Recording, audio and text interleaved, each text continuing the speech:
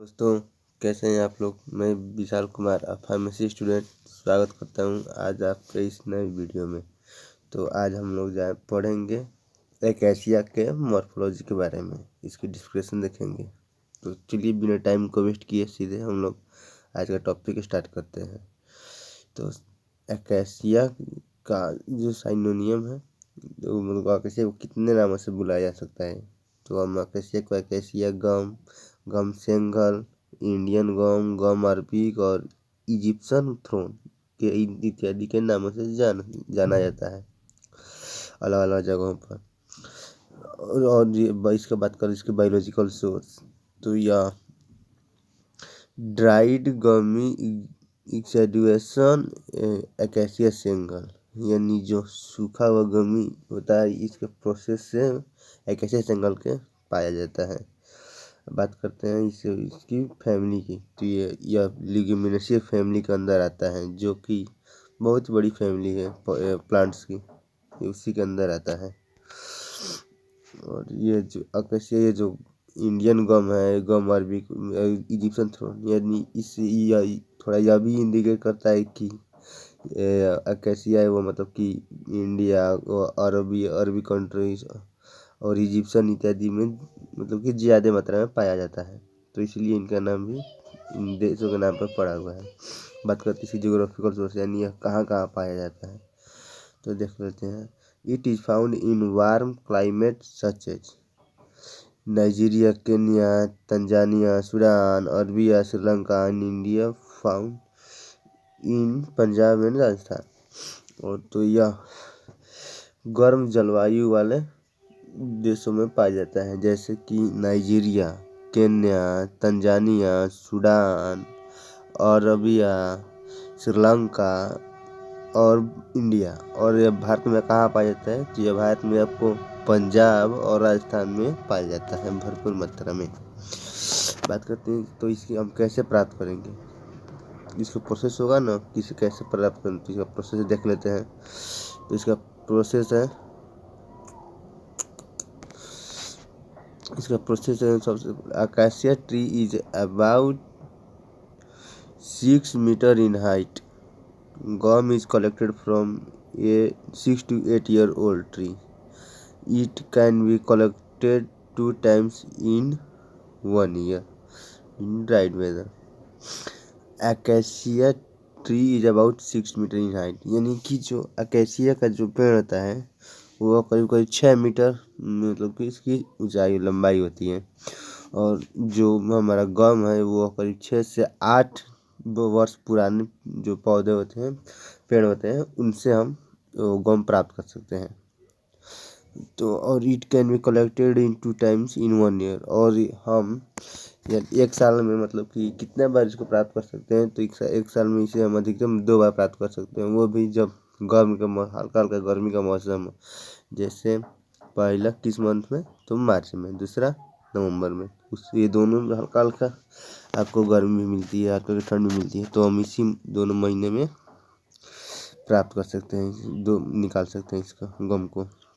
बात कर लेते हैं। Tree is about 2 to 3 feet long and 2-3 inch dropped in season on stem and branches.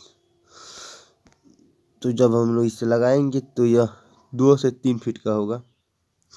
और जो इस गम को प्राप्त करने के लिए हम जो इसके स्टेम होता है, तो इसके स्टेम में हम लोग 2 से 3 इंच लंबा चीरा लगाएंगे। इंसिजन मतलब इसके मतलब होता है चीरा लगाना, चाकू से लेके इससे चीरा लगाना। जैसे अब लोग पहले हम लोग बचपन में करते थे, केले का वो रस निकालते थे, तो इसे हम वैसा ही चीरा लगाएंगे। इसके बाद देखिए, the exuded gum is inscribed of collected in leather bag and clean by, देखिए यहाँ पे मिस प्रिंटिंग हो गया, यहाँ पे बाय होगा, क्लीन बाय होगा। Separating the debris of bark and wood and separating sand. Gum is dried in the sun for about 2 to 3 weeks। तो ये देखिए, अब जब हम लोग चीरा लगाएंगे तो उसमें से जो जो गम गिरेगा तो वो हमें स्क्रैप फॉर्म में मिलेगा। तो उसे हम लोग यहाँ पे ध्यान दीजिएगा आप लोग। तो उसे हम लोग को केवल लेदर बैग में ही कलेक्ट करना है, वो भी साफ होना चाहिए लेदर बैग, अन्यथा अच्छा नहीं होगा, मतलब कि वो हम उसकी क्वालिटी ख़राब हो जाएगी। उसके बाद देख लेते हैं। और जो बार्क और जो उसकी लकड़ी है उससे मतलब बालू को अलग कर लेंगे। मान लीजिए कि धूल कंकड़ पड़ रहे रहते हैं पेड़ पे, मतलब तो धूल वगैरह, तो उसे भी हमें अलग कर लेना है। तो उसके बाद से gum is dried in the sun of about 3 week. उसके बाद हमें जो गम मिलेगा तो सब उसकी जो मतलब कि इम्प्योरिटी से, इसमें सैंड वगैरह वगैरह हो गया, तो उसे हम अब सुखाएंगे करीब करीब 3 हफ्ते तक इसकी। तो जो मिलेगा वो हमें हमारा वो अपना अकेशिया गम होगा। तो ये रही आपकी कल्टीवेशन एंड कलेक्शन, कैसे आप लोग प्राप्त करते हैं, ये उसका प्रोसेस था।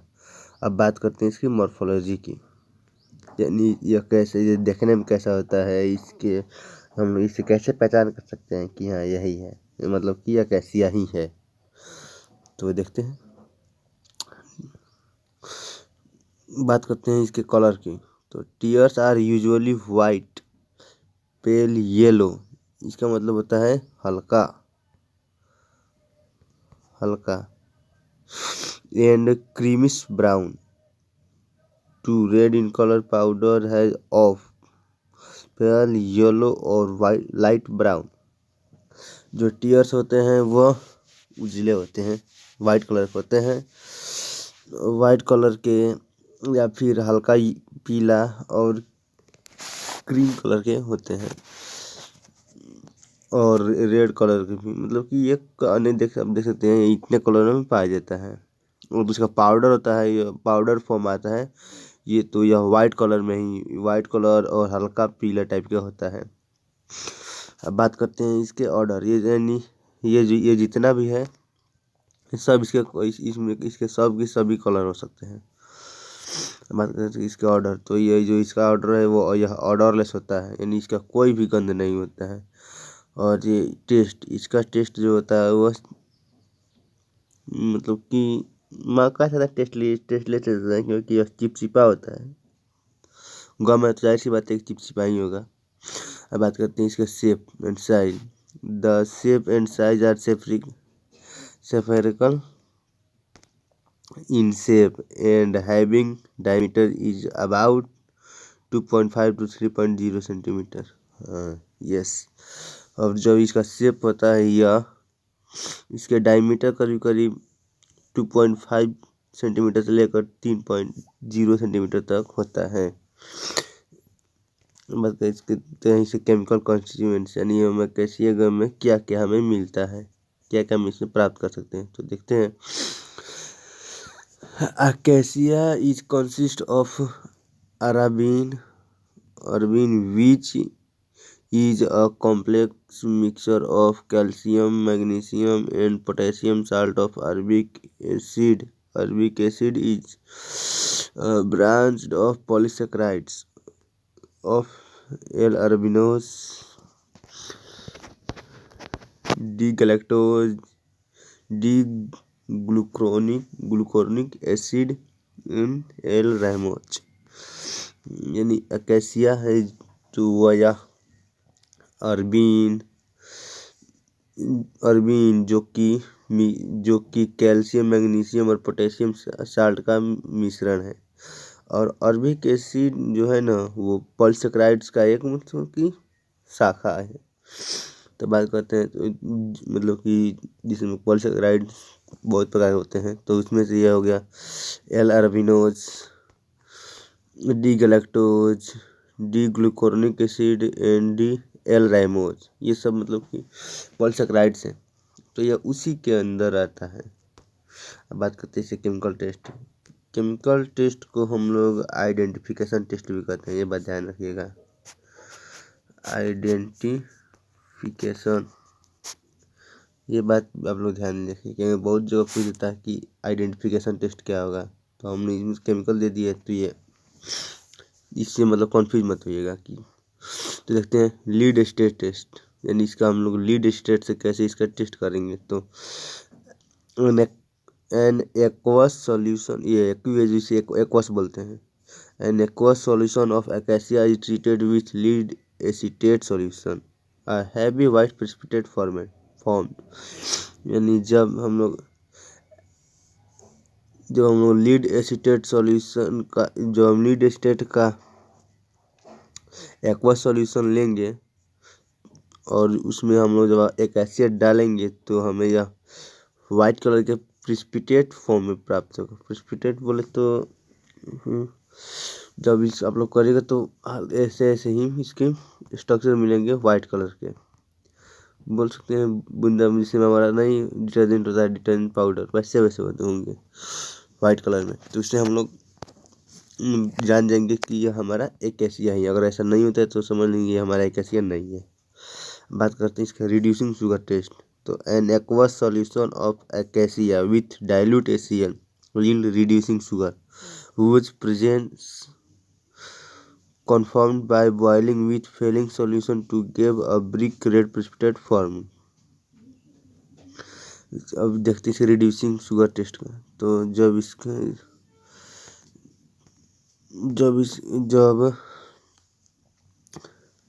डाइल्यूट HCl और रिड्यूसिंग शुगर का एक्वस सॉल्यूशन लेंगे और उसमें कैसे डालेंगे, तो और जब इसे फेलिंग सॉल्यूशन के साथ गर्म करेंगे तो यह हमें डीप रेड और उसकी एकदम उसकी डीप रेड कलर का हमें प्रेसिपिटेट फॉर्म करेगा।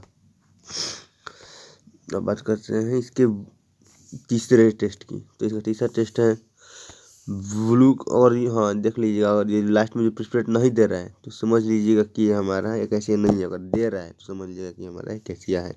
बात करते हैं इसका blue colour due to enzyme, यानी अगर इसमें चूंकि यह गम है, इसमें एंजाइम भी पाया जाता है, तो अगर इसमें होगा, देखते हैं इसका आगे प्रोसेस, तो ये एंजाइम देगा तो होगा वरना नहीं होगा। N aqua solution of acacia is treated with benzidine in alcohol and few drops of hydrogen peroxide, it gives a blue color। देखिए अकेसिया का एक्वा सॉल्यूशन को बेंजीडीन के साथ जब हम उसका रिएक्शन कराएंगे अल्कोहल में और हाइड्रोजन पेरोक्साइड के कुछ ड्रॉप्स के साथ, तो ये हमें ब्लू कलर देगा।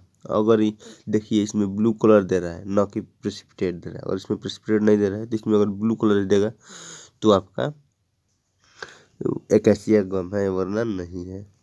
बात करते हैं इसका यूज, ये हम एकेसिया का यूज कहाँ कहाँ कर सकते हैं।